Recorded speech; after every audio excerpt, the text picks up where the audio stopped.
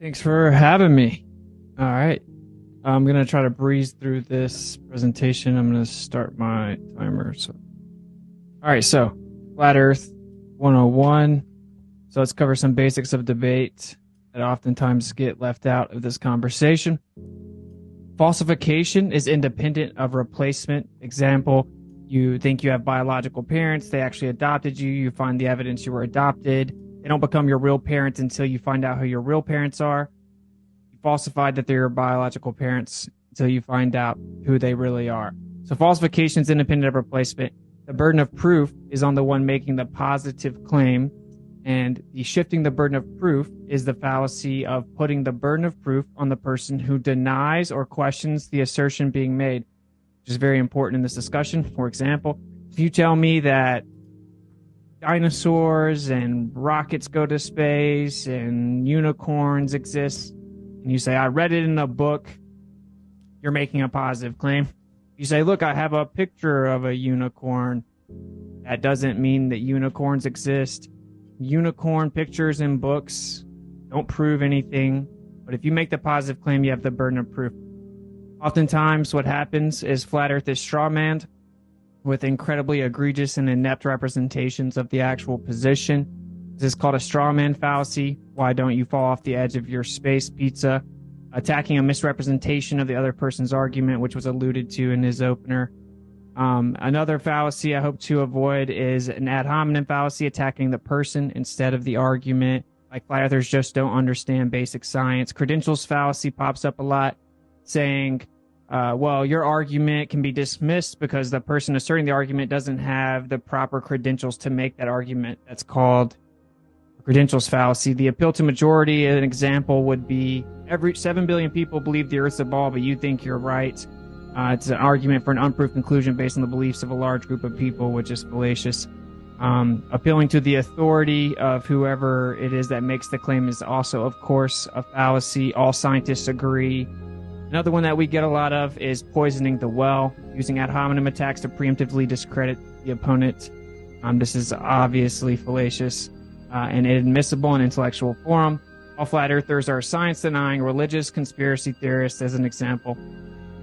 We also have the begging the question fallacy. One of the most popular fallacies in this discussion, hands down. Every single evidence I've ever been provided for the Earth being a sphere is something that begs the question that the Earth's a sphere. Every single one of them. 5-6 years into this, I've yet to be given one piece of empirical evidence that supports the globe Earth, void of fallacious reasoning. I honestly don't think it exists at this point. But here's an example. The globe model says the sun goes beneath the Earth, so sunsets prove the Earth's a globe. All right. So, also shifting the burden of proof, which we covered earlier. Say you show me a picture, like he alluded to, of the Earth being a ball from space, and I say, pictures can be faked. I don't buy that. There are replicated clouds all over the place. It's supposed to be a live image every 10 minutes or less. It takes 40 minutes for them to give it to us. I don't believe it. And then you say, prove the images from space are not real. Prove they're fake. You're shifting the burden on the person denying or challenging the positive assertion that that's a picture from a vacuum of the Earth being a ball. Okay, to get into specific this argument, everyone was taught the Earth's a ball from a young age, just like these children here are being indoctrinated with a pseudoscientific globe. This is why everyone here that believes the Earth's a globe believes it. And if anyone's going to be honest, that is why people believe the Earth's a globe. That's why, of course, all flat earthers once believed the Earth was a globe. You were taught that. You were told to make a model of the solar system. Everyone assumes it. Everyone assumes scientists have done it for them. They believe stories like someone navigated and proved it, and they're afraid to go against the majority. They simply blindly believe what they were taught as a child. Therefore, that is the majority positive claim here, as we were all told the Earth is a ball from a young age. So what does the globe Earth claim? It makes three predominant claims. Number one is that it's a sphere with a radius of 3,959 miles, which of course has the burden of proof to substantiate that the Earth bends convexly at a rate consistent with that radius value. Claim number two, that the Earth is spinning over 1,000 miles per hour at the equator while revolving around the sun 66,600 miles per hour on an axial tilt of 66.6 degrees. This is a very specific positive claim. No one here has ever felt the Earth spinning, nor is there any empirical measurement for it. And the current model actually says, everything happens on the Earth as if it is at rest, to quote Einstein. So we need actual evidence of that claim. Claim number 3, the Earth's in a vacuum of space. You would have to support the fact that that's even scientifically possible to have a gas pressure system sitting next to a vacuum. Just saying that's what it claims is the case isn't substantial. The heliocentric model has the burden of proof for these positive claims. And believe it or not, this is a cartoon. This actually is not real, which is pretty much all we ever get from space. Cartoons for adults. So wait, isn't saying the Earth is flat a positive claim? Of course it is. So it is a positive claim, and I know a lot of people are probably already freaking out in the chat, so I'm not reading it. He thinks he doesn't have to provide positive evidence for the flat Earth. Now, despite me about to do this for the remaining 4 minutes, people will still say no evidence was provided for flat Earth, but that is cognitive dissonance. So flat is the description of a surface. Flat is not a shape.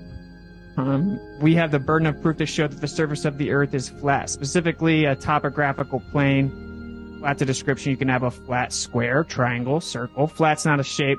To say that you're saying the shape of the Earth is flat really lacks specificity. And as insane as it is that I had to put that slide in there, I definitely did.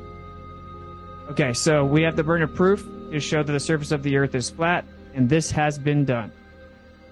Let's check it out. Radio waves can be sent over 10,000 miles with no Earth curvature obstruction. When this was first done, they said, oh, it bounced off the ionosphere. That's why it went past the curvature of the Earth. They claim that nothing over 40 megahertz can go through the ionosphere. World record radio propagation shows that megahertz frequencies up to 106 megahertz can go over 2,700 miles. That should be blocked by the curvature of the Earth around 200 miles. You can't study the ionosphere because it's too high of a frequency, debunks the globe. Shows that the surface has to be flat to propagate horizontally. Magnetic declination is required to correct for the inaccuracy of the symmetrical spherical assumption when navigating. The typo.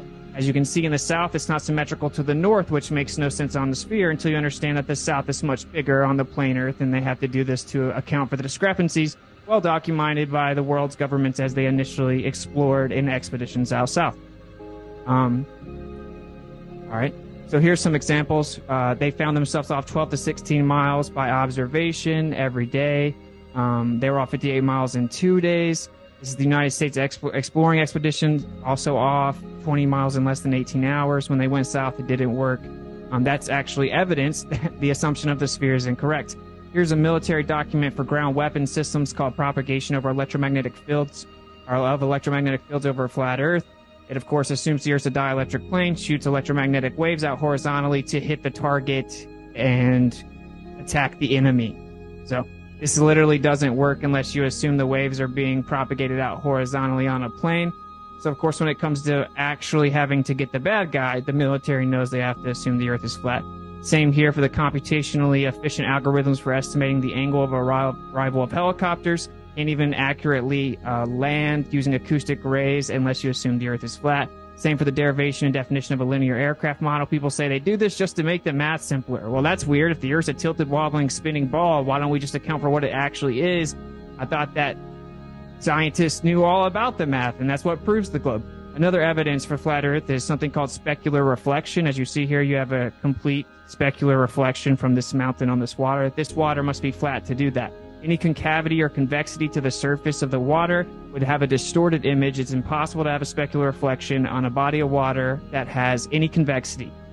So here's an example of just a little bit of disturbance in the water, showing you that, of course, you do not get a specular reflection unless the water's calm and flat. We see these all over the Earth, over huge stretches, miles and miles of water. Here's an example, or here's it being broken down for you. You have a diffuse reflection whenever the water is not calm and flat. In order to have the actual reflection bounce back up to the observer, it has to be flat. We have these over vast distances all over the Earth. Horizon's been seen over 10 times beyond the geometric limitations of the globe, requiring the radius value be over 250,000 miles, a little different than 4,000. Observation 600 miles away, the mountain should be obstructed by 40 miles. So the entire globe model depends on the accuracy of the claimed radius value, everything. Gravity, day and night, everything. The radius value has been falsified. Welcome to Flat Earth. So there you go. There's the positive. This is not real. This is a cartoon, and it is okay. We all once thought it was real. So hope we can have a respectful conversation, leave out the fallacies, get to the evidence, and get to the bottom of it. Thank you.